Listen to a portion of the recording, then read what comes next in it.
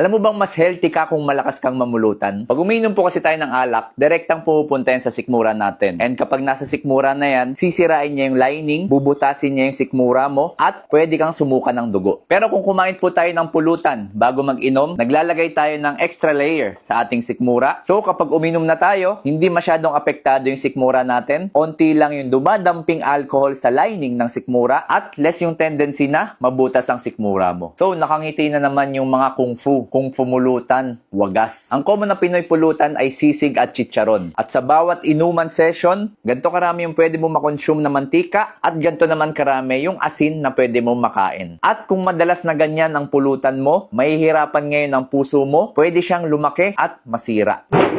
Para makuha natin yung benefits ng pulutan na medyo healthy, pwede nyo po subukan to. Carrots, tsaka pipino. And paghaluin nyo po yan sa isang lalagyan. Maglagay po kayo ng onting suka.